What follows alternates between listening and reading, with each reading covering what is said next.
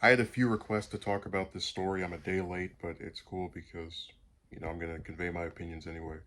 New York Governor Andrew Cuomo on Tuesday announced his resignation, an abrupt about face that capped off 6 months during which accusations of sexual harassment and bungling his state's COVID pandemic response raked up.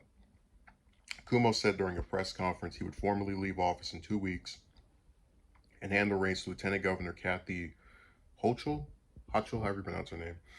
But he remained defiant. Rather than saying he was leaving based on the merits of the allegations against him from 11 women, detailed in the report from State Attorney General Letitia James, the governor said he didn't want to be a distraction to ongoing business in Albany.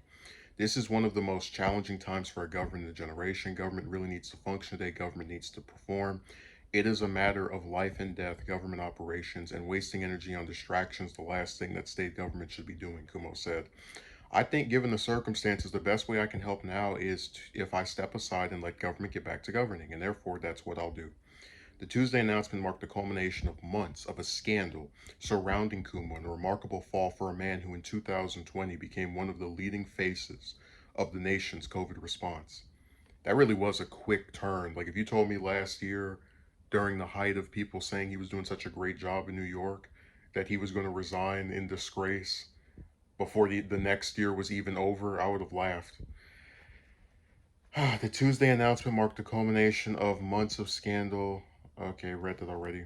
Lindsey Boylan, the former Cuomo aide, first accused the governor of sexually harassing her in December and later detailed the allegations in February, saying Cuomo once said, "Let's play strip poker" in 2017 and kissed her on the lips in 2018. Charlotte Bennett, another former aide, followed up just days later with allegations that Cuomo repeatedly asked her about her personal life, including noting that he would be open to a relationship with a woman in her 20s and asking her thoughts on age differences in relationships. Man, if I was 50 plus and I was trying to date somebody that was young enough to be my daughter, I think I'd rather stick a gun in my mouth. Several women later came forward, either publicly or anonymously, with a range of allegations, including unwanted touching, kissing, and groping. At the same time, Kuma was facing the fallout from a report from James saying he and his administration intentionally undercount the number of deaths in nursing homes from COVID by as much as 50%. Those allegations were compounded by claims from state lawmakers casting Cuomo as a bully. The drip of these two scandals, which contributed for months as more women accused Cuomo of an array of misconduct, led to calls for Cuomo to resign. On top of that, the state assembly launched an impeachment investigation into Cuomo, and James's office initiated its own independent look into the allegations of sexual misconduct. However, the governor employed a playbook of doubling down on his response to the COVID pandemic while not addressing the mushrooming number of allegations against him.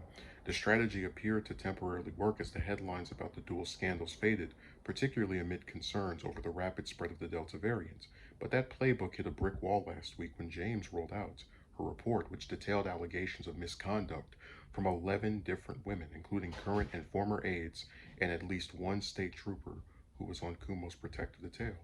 James presented the report in a blistering press conference, detailing the allegations in excruciating detail and saying that Cuomo not only harassed the women but also looked to retaliate against Boylan.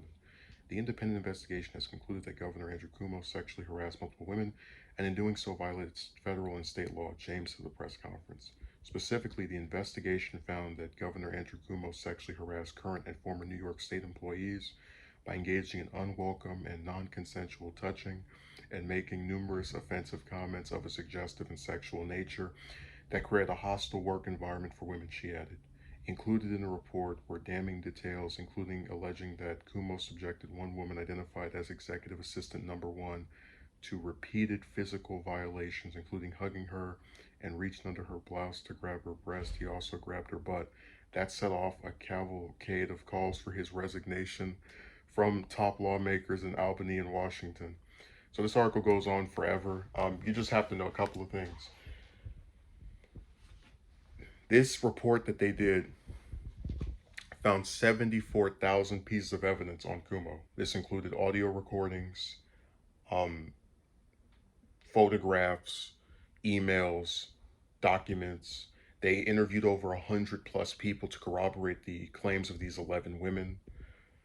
And that's the stuff that led me to go, yeah, he did this. Like, I have never seen another instance. Usually with these Me Too cases, people say stuff and then there's no proof, but we're supposed to believe them because they're women. But to the credit of the New York Attorney General James, they spent months investigating this man. And when you compile that with the really terrible response he had to the other allegation, which was not the sexual one, but about his response to COVID being to cover up the number of deaths in nursing homes and underreport them, which indirectly would send more people to their demises when they think going to this place is safe, but they're not. They're being kept out of the loop of the fact that going there has led to more deaths. It's all just scumbag stuff. And in my opinion, and this is just a theory that I have, there was a poll that came out that said that New York voters, at least a majority of them, wanted Cuomo out.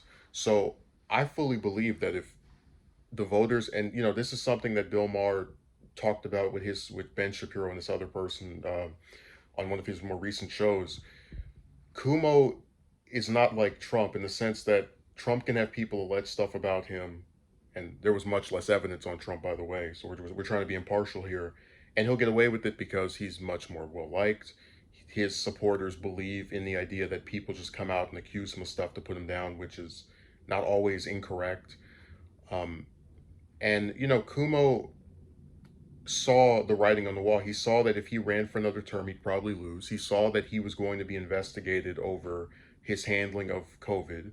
He saw that he had been investigated and been found to have had 74,000 pieces of proof against him as someone that was supposedly innocent of committing this crime. And he said, all right, I'm getting out of here.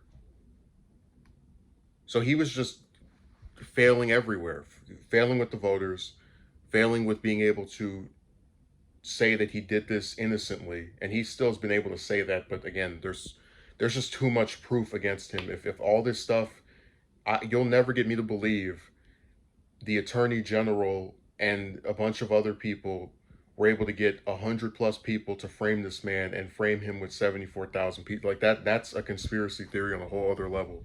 And it's even crazier because I think a lot of people have gotten used to just kind of doubting the Me Too stuff, the Kavanaugh thing, the Roy Moore thing, that even when there's a bunch of proof that someone did this, they don't want to believe it because, they are tired of seeing a bunch of people come out and start accusing someone. And again, it does get repetitive, but unlike most of those other cases, we had an investigation that not only found over 100+ people, including a lot of people who didn't accuse them of anything, that just corroborated their stories, but also proof 74,000 pieces.